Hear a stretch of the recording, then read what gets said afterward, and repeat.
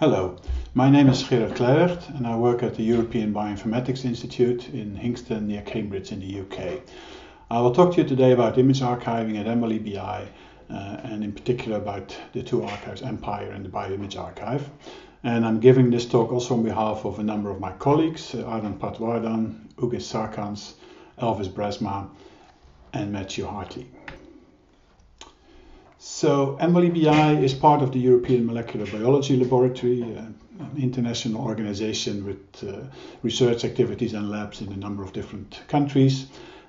We are responsible for providing biological data services, but also research and training to the world. Our image archiving activities are part of the scientific services that we deliver. So EBI is home to many data resources that you'll probably be familiar with quite a number of them in very different areas. We are in this part, the molecular and cellular structure. This is where EMPIAR is, and the BioImage Archive is sort of in between the expression activities and the structural activities. We have 4 archives related to structure and bioimaging, and I'll be talking only about 2 of them today, but just for completeness. There's the protein data bank that we are involved in with collaborators in the US and Japan. This is where atomic models are archived, including those derived from cryo-EM experiments. There's the electron microscopy data bank, which archives maps and tomograms from cryo methods. There's the EMPIAR archive, which is fairly recent, and this is where we archive raw data underpinning maps and tomograms in EMDB, but also increasingly 3D volume data from other imaging modalities.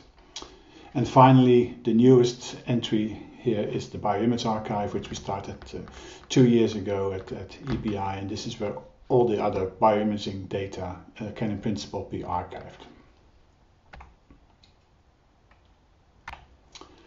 So I present a few slides provided by my colleague Matthew Hartley about the BioImage Archive. So the BioImage Archive is the cross-modality bioimaging data resource at EMBL-EBI that was founded in 2019. It accepts bioimaging data at scales from molecules to organisms and in any format in principle. Obviously, we're not the world's hard drive for imaging data, so data that's deposited has to be associated with a publication, or it has to have value beyond a single experiment. So, for example, benchmark data sets. And patient identifiable medical imaging data, unfortunately, is not in scope for this archive. So this nice picture of Matthew would not itself be suitable for archiving in the BioImage Archive. At the EBI, we organized a workshop in 2019 to discuss with a large number of members of the bioimaging community recommendations for metadata to be attached to biological imaging for archiving purposes. This led to the development of REMBI, which is a framework for recommended metadata that can in principle be applied across different modalities, and that links together all the key components of a bioimaging study. Obviously, there's lots more work to be done here in implementation, but also in working out more details of this REMBI system. If you're interested, you can have a look at the current contents of REMBI, or get in touch with us by email, or if you look up this paper or Google REMBI, you will find this white paper, which will be published in Nature Methods in a few months' time.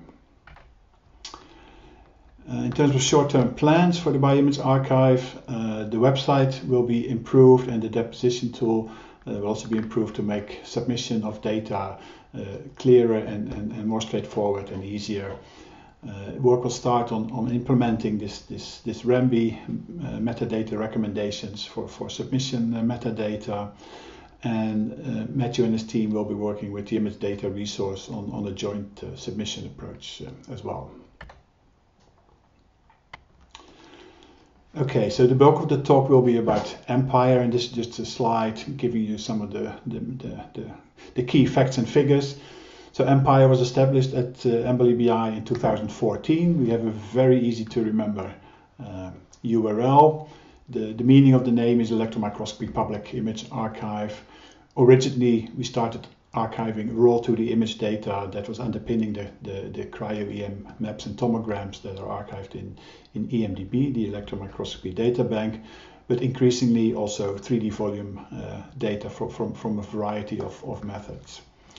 So we have grown from very small beginnings in 2014 to over 600 entries today, which together take up more than a petabyte of storage space. All the data is available under a CC0 license, which means that while we hope that you cite us and the people who deposited the data, you're not on any legal obligation to do so. So you can do with the data whatever you like. The idea for the archive came out of a number of workshops that we organized about 10 years ago. And when we started EMPIAR, we thought it would be useful for validation of published results and also for software and methods development. But over time, people have found completely new ways of using the data in EMPIAR. So it's used a lot in tutorials and in workshops, etc., for training purposes. There have been community challenges that use data in EMPIAR to support those. We have seen quite a few cases of reuse of existing data. It's be used for machine learning activities, for example, for particle picking in cryo-EM data sets.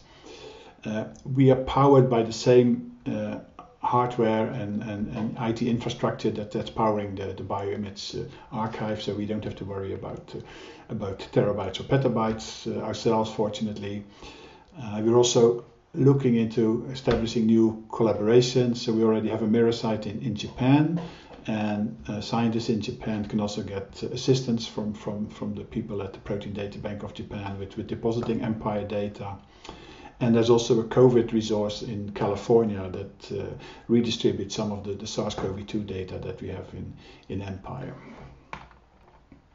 So an example of some reuse, this is a cryo-EM structure. If you go to this URL, you can read much more about it. But this was a data set that has been reused a lot of times. So of course it's our typical example, but it's not the only example. The data in EMPIAR is also included in the COVID-19 data portal, which also contains sequence data, expression data, all sorts of data. So you can quickly get an overview of what data we have in EMPIAR related to the virus. And this is this COVID ARC that I already mentioned. This resource in California at USC that has also taken our SARS-CoV-2 related data sets and redistributes those. The growth of EMPIAR numerically is shown here, so it looks like it's an exponential growth curve, and also the derivative, the annual growth, looks like it's exponential. We don't think this is going to continue, but it's really taken off the last 2 years. And much of that was due to the lockdown, we think, because in the half year between March and August 2020, we got almost double the number of depositions than the year before. So there were clearly a lot of scientists who could not access their instruments and decided to sort out their existing data sets. The growth of EMPIAR is not just in number of entries and terabytes and petabytes. We've also started to cover many more imaging modalities than we initially set out to do. So we still have a lot of cryo-EM raw data, but we also very early on got requests to archive some FIB-SEM and serial block phase SEM data. We have a lot of miscellaneous where we, 1 or 2 or 3 data sets from a variety of techniques, including electron diffraction, soft X-ray tomography, integrative hybrid methods, one theoretical data set, etc., etc. We're expecting more, so we think there are things in the pipeline from citizen science projects and also ground truth segmentations for machine learning. And we hope that we'll get a lot more volume EM data in the next couple of years from a variety of different modalities. So just to show you how diverse the data is in EMPIAR, just a few examples of data sets that have been released in the past year or so. So of our SARS-CoV-2 data sets, we have this 2D data that's also in IDR, which are stitched images. They're 100,000 by 100,000 pixels. You can view them very nicely in IDR. If you want to download them, you can come to EMPIAR. And we also have the raw data. So if you want to develop a new stitching algorithm, then EMPIAR is the place to get the raw data. We have quite a few single particle structure data sets, so they end up in atomic resolution type structure determination. We have cryo-electron tomography tilt series, and we have a serial block phase SEM data set as well. So quite a variety, even though the total number is fairly small. We store correlative data as well. So in this case, soft X-ray tomography and FIB-SEM, both of them correlate with light microscopy data, where the electron or the X-ray microscopy data is in EMPIAR and the light microscopy data is in the BioImage Archive, or BioStudies as it's still called here. We have benchmark data sets. Those can be very useful and hopefully reused a lot, but also sample data sets. So we have a data set that belongs to a chapter in a recent book on CLEM, where the corresponding light microscopy data set is archived in the BioImage Archive. So you can download these two data sets and then follow the recipe in the CLEM book to play around with these. We have some plant data, not a lot, and some medical research data, but also in EMPIAR we do not store any patient identifiable medical data. In terms of scale and resolution, we have everything from really atomic resolution, where you can see hydrogen atoms in the cryo-EM maps, all the way to organism scale data. And again, this is correlative with expression data in the BioImage Archive and the FIB-SEM data in EMPIAR. As of December, we also have a very nice data set contributed by Kedar's lab for machine learning, so 500,000 images that he has collected over the years from a variety of different systems. And from April this year, we also have our first micro-CT data sets in EMPIAR, and we expect this area to grow in the coming years.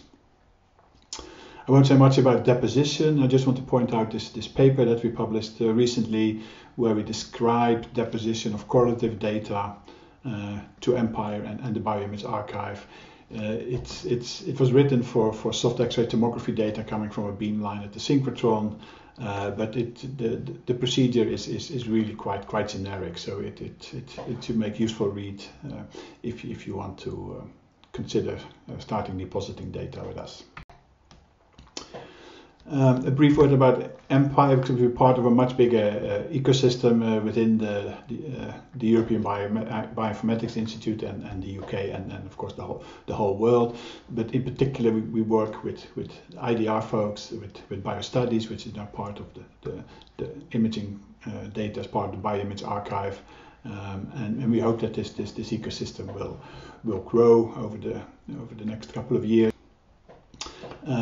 Couple of practical things. So for correlative data, already mentioned, our philosophy is archive now and integrate and visualize and correlate later. So we archive the data separately, and in the future we'll figure out how best to visualize this so that users can see both types of imaging data at the same time. IDR, I also mentioned, you view data sets in IDR and you can download the data from us, and sometimes including the raw data. There's also a Volume EM community initiative where we are fairly active. This started in 2019 as an attempt to try and convince the UK funders to provide funding for investment. That hasn't gone so well yet for a variety of reasons, but this sort of snowballed, this whole initiative. We've had some community meetings in 2019 and a much bigger one last year, also with international participation. And last year's meeting led to us establishing 6 working groups with very enthusiastic volunteers who are thinking and doing things in the area of infrastructure, sample prep, community outreach, training and data. And it's really lovely to see how much activity and enthusiasm there is, and all sorts of initiatives are being taken. We'll have a third town hall in a few months. It's free and open to all, so please, if you're interested, go and have a look at the website where you can register for this meeting. Okay, a few words about our plans for the short-term future. We recently were very fortunate to get a 5-year grant from the Wellcome Trust that allows us to continue our development and to expand our remit to do proper archiving of particular volume EM data on scales from atoms to organisms. So we want to develop proper support for volume EM data, including all the metadata and also facilities to enhance the data and analyze and visualize the data. We need to support large 3D volumes and also we'll try to get some flagship data sets in EMPIAR. The use and reuse of these volumes is something that we're interested in. I have a separate slide on that. Deposition should be streamlined, and we should implement this REMBI metadata recommendations. Support for correlative imaging, of course, where we have to work with the BioImage Archive to implement that, and potentially looking at compression, data compression methods as the volumes are increasingly large that we're getting. So this idea of dynamic data repositories for volume EM is rather different from the traditional archiving style that we have at the EBI. So we always think in terms of static data that is read-only, and you have to download complete files to your local computer, and then you can start doing things with them. But in volume EM, it would be extremely helpful if we had these dynamic data repositories where we could have occasional updates of data sets, because, for example, there's maybe new expression data, or there's some higher resolution electron microscopy data for part of an organism. We should be able to support not only read access but also write access, and this is if you get multiple labs maybe collaborating on annotating big volume data sets. And of course we should support streaming, because people don't want to download 10 terabytes of data and then try and access that. They want to have fast random access to small parts of big data sets. And this is something that we work on with the BioImage Archive and also with the OMIRO, the OME team in Dundee. Another thing we want to do is make it easier to integrate structure and 3D bioimaging data across scales. So you can go from molecular structures to cells, to tissues, etc. For that, we need data to be publicly available, of course, but we also need segmentations because we don't have molecular structures on the scale of cells and tissues. But segmentations can play a similar role. And not only do we need those segmentations, we also need labels and well-structured labels, so we know what something represents. Is it a cell? Is it a nucleus? Is it a virus? Is it a polysome? Etc. etc. And we don't need text labels. We want well-defined terms from ontologies and accession IDs from archives like UniProt, for example, or EMDB or PDB. And so we're developing a tool, the segmentation annotation tool, that allows you to upload your segmentation in a variety of formats, and then to add annotation to it from a variety of ontologies and archives. And finally, for dissemination, we are developing a volume browser, and this is some examples of this volume browser. So here is biological annotation has been, so the segmentation has been uploaded and the annotation has been added to those segmentations as well. So you can click on objects in the viewer and see here a description of what they actually represent, and that means we can link them to, for example, structures in EMDB or PDB. So that brings me to the end of my talk. I will be happy to answer questions and discuss with you shortly after this session. So thank you for your attention.